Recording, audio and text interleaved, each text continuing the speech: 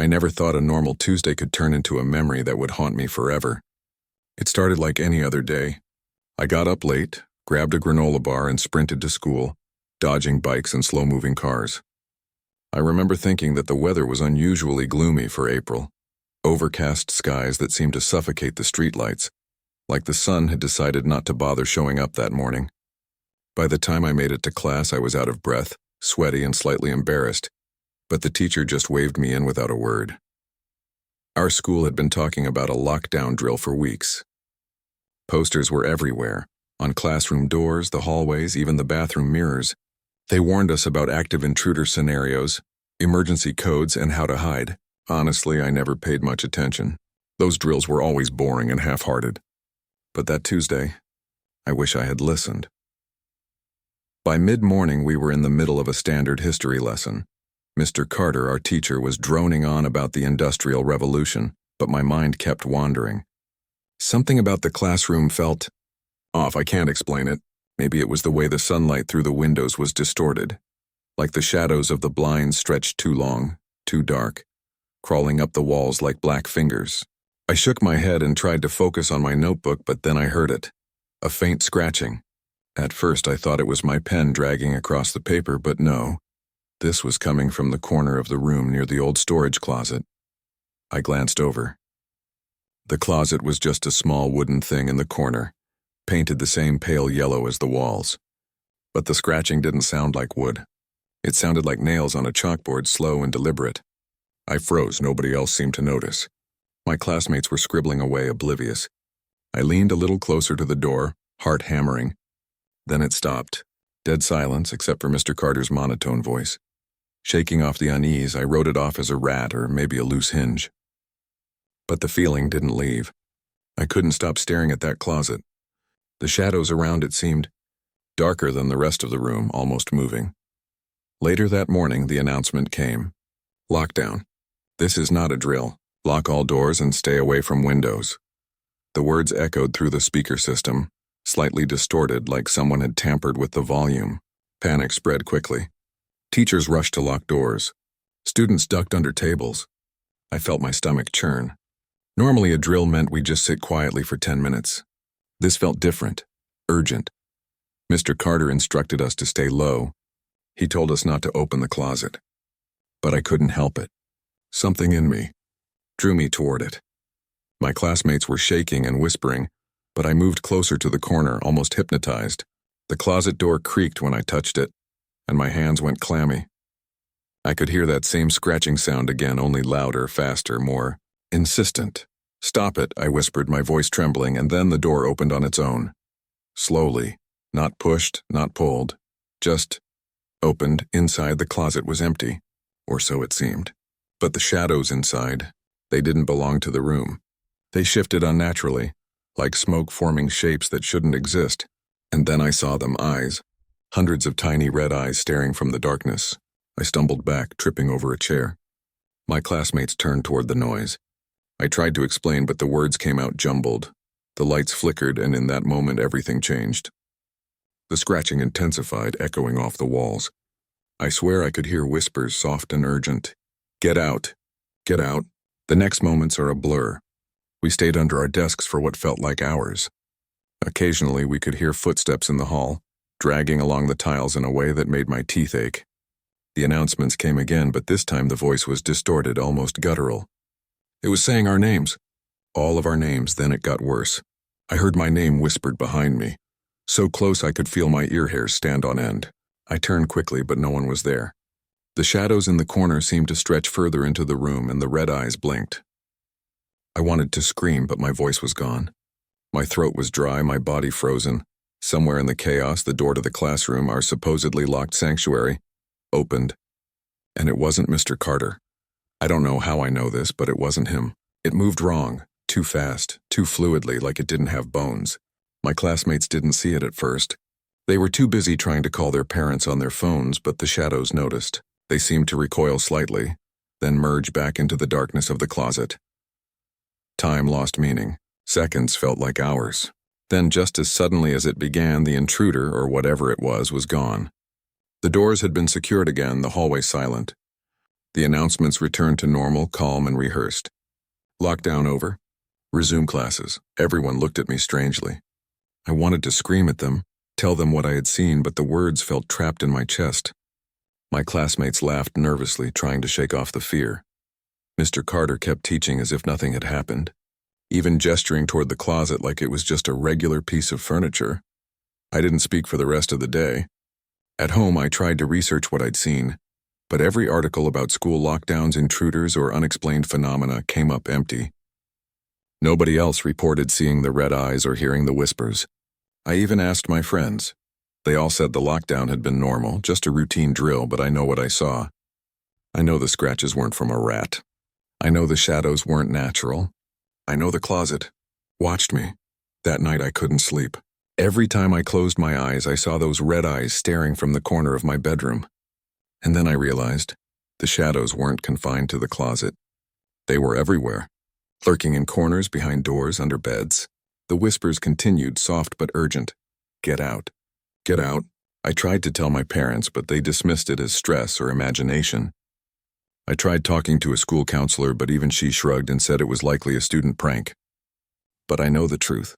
I can feel it following me, even now, years later. The closet was never just a closet. It was a gateway, and whatever came out that day, I don't think it ever left. Sometimes when I walk past old school buildings, I feel those eyes on me again. I hear that scratching, and I know deep down that the classroom is still waiting, watching, patient. I haven't gone back. I never will. And I never tell anyone the full story because I fear they won't believe me.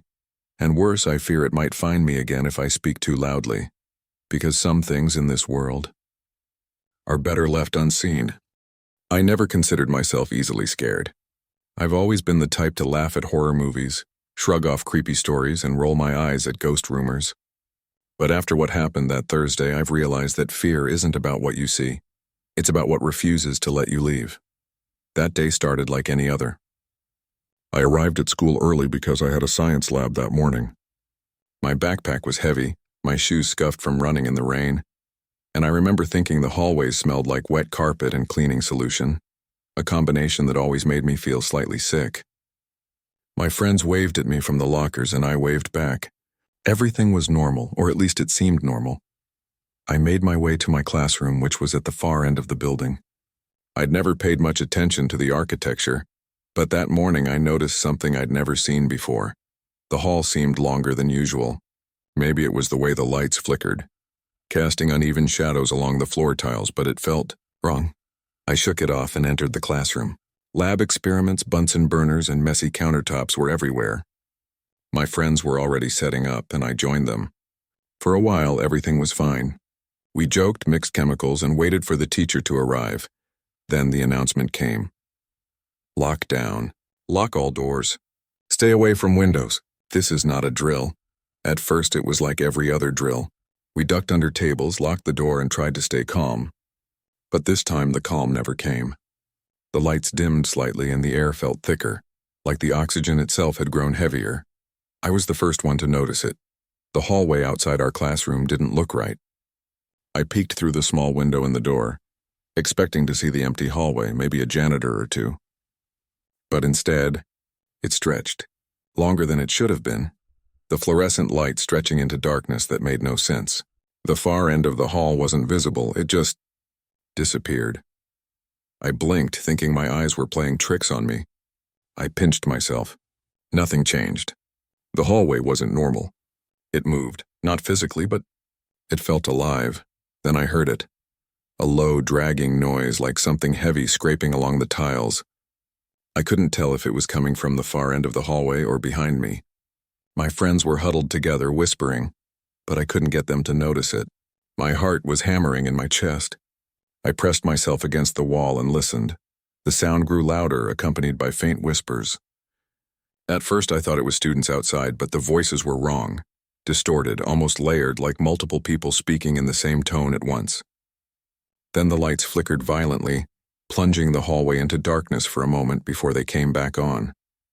And that's when I saw it, a figure tall and thin standing at the far end of the hallway. It didn't move like a normal person. Its limbs were too long, bending in ways that should have been impossible. And its face, I still can't describe it. Not because I don't remember, but because my brain refuses to comprehend it. All I can recall are two hollow sockets glowing dim red, and a mouth stretched impossibly wide, like it had been cut open with a blade and sewn back wrong. I froze. I wanted to scream. I wanted to run. But my legs refused to move. The whispers grew louder and the figure began gliding down the hallway. Silent, its movements unnatural, like water sliding over tiles. My teacher, Mrs. Latham, appeared beside me, snapping me out of my paralysis. "Everyone stay calm," she yelled, her voice trembling. But when she looked out the window, her face went pale. I could see the reflection of the hallway behind her, and it was wrong. The hallway behind us in the reflection wasn't the same as the hallway outside the door. It was darker, infinite, stretching into shadows. Then the announcement system crackled again, but the voice wasn't the calm, rehearsed tone of the usual drills. This voice was guttural, low, almost whispering through the speakers. "Don't leave. Don't leave." Panic set in. Some students began crying. Others tried to call their parents. I followed Mrs. Latham's instructions as best as I could, but the hallway was calling me. I don't know why, but I felt drawn to it, like something inside me wanted to step out into that impossible corridor. Before I knew it, I was moving. Slowly, cautiously toward the door. My friends screamed for me to stay put, but I couldn't stop. The hallway stretched endlessly, but I took step after step. The tiles beneath my feet seemed to ripple as if the building itself was alive. Then I heard footsteps behind me. Not mine, but heavier, slower, dragging along the floor. I turned and the figure was there. Its head cocked to one side and it moved in a way that made no sense. My stomach turned. I ran, but the hallway never ended. Doors that should have led to classrooms opened into nothingness. Lockers became twisted shapes, their metal warped, reflecting images that weren't real. Faces screaming silently, limbs bending the wrong way. I tried to turn back, but the classroom door had vanished. Only the infinite hall remained. I was screaming now, but the sound was swallowed by the corridor. My lungs burned. My legs were raw, but I couldn't stop. The figure was always behind me, gliding silently, its eyes never leaving me. The whispers were now deafening, overlapping in a chaotic symphony of voices. "You can't leave. You can't leave. You can't leave." Hours or maybe minutes passed. Time became meaningless. The lights flickered, the walls pulsed, and the hallway stretched on endlessly. My mind was unraveling. I thought I would die there, trapped in that corridor forever, running from something I couldn't defeat. Then, just as suddenly as it began, the hallway ended. I was back in the classroom. The lights were normal, the floors were solid, and my classmates were sitting quietly under the tables, whispering nervously. Mrs. Latham was staring at the floor, shaking. No one said anything. The announcement system returned to normal. "Lockdown over. Resume classes." I tried to tell them what happened, but they all said the same thing. The hallway was normal, nothing unusual, no figure, no whispers. It was like everyone else had been shielded from it. Like it had only been for me. That night I couldn't sleep. Every time I closed my eyes, I saw the hallway stretching endlessly, the figure gliding silently, waiting. I can still feel it behind me, waiting for the moment I try to step out of the boundaries of reality again. I never told anyone, not fully. My friends think I'm exaggerating. But I know what I saw. I know the hallway is still there, hidden within the school, stretching somewhere between dimensions. And I know that if I ever go back, it will find me, because some places don't want you to leave. I've never told anyone this story in full. Not my parents, not my friends, not even counselors.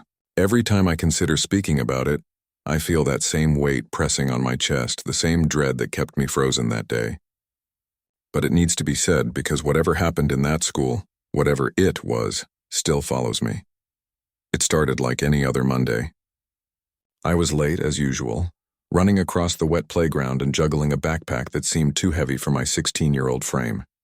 The morning air was crisp, almost too sharp, and the sky was gray, layered with clouds that never fully parted. I arrived at school out of breath, sweating, and hoping that first period study hall would be uneventful. It was. At least at first.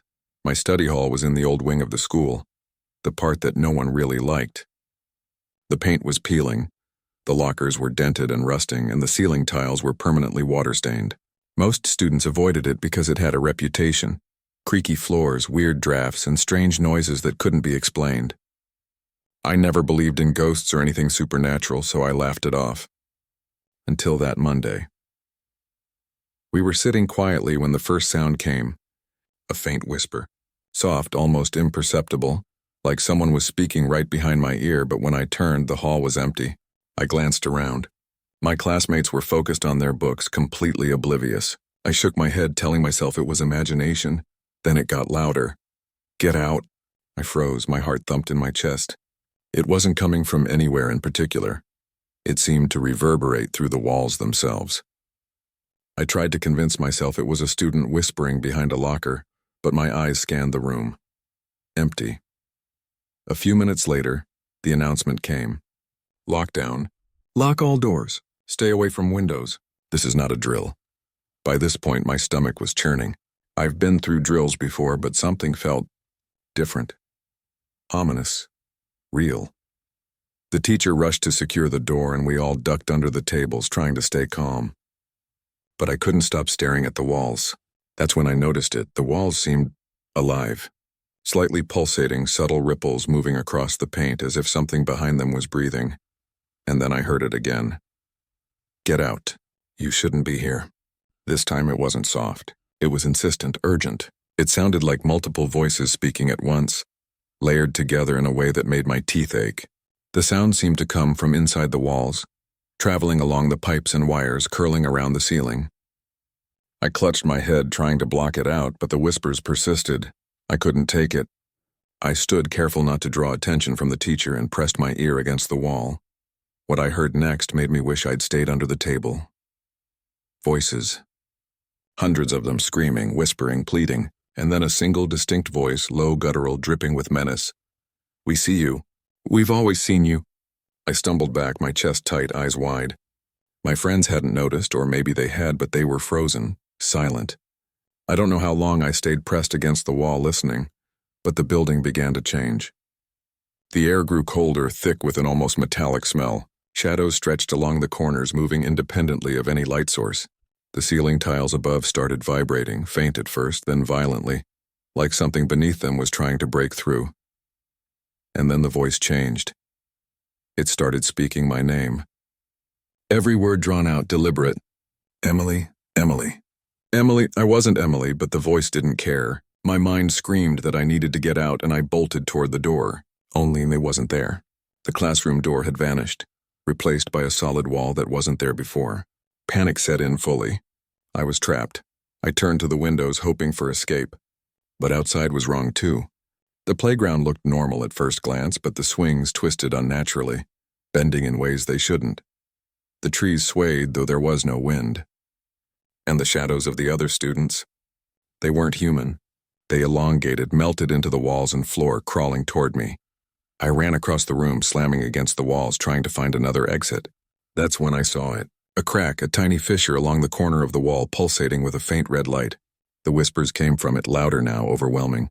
"Come, join us, stay, forever." I didn't think. I grabbed a chair and threw it at the crack. The wall didn't break, but the sound stopped. Silence. Complete silence, so loud in my ears it made me dizzy. I leaned against the wall, shivering, trying to catch my breath, and then I heard laughter. Not from my classmates, not from the hallway. It came from the walls themselves. High-pitched, distorted, echoing from every surface surrounding me. I stumbled back and hit the corner of the room. My vision blurred. Suddenly, the classroom returned to normal. The walls stopped pulsating. The windows looked regular again. The door reappeared. The lights flickered and stabilized. My teacher was crouched by her desk, whispering to herself. My classmates looked around, confused but unharmed. No one mentioned the walls, the voices, or the fissure. The announcement system returned to calm. Lockdown over. Resume classes. I left school that day shaken, silent. My friends tried to ask what happened, but I couldn't speak. How could I explain something that no one else saw? Something that may have only been targeting me? That night at home, I tried to sleep. I thought the ordeal was over. But when I closed my eyes, the whispers returned. Not faint this time, but clear, direct. "Coming from the walls of my own bedroom, we see you. Emily, we've always seen you. I don't know why it called me Emily. I don't know why it targeted me, but I know it's still there, watching, waiting. I moved houses, changed schools, tried to ignore it. But I can't, the walls talk. They never stop. And sometimes when the wind blows just right, I can hear them laughing, whispering, always saying, "You can't leave. We've always seen you." I can't escape it. And I fear if I ever tell someone fully, it will find a way to reach them too. Some things behind walls aren't just shadows or echoes. They're aware, they're patient, and they don't forgive.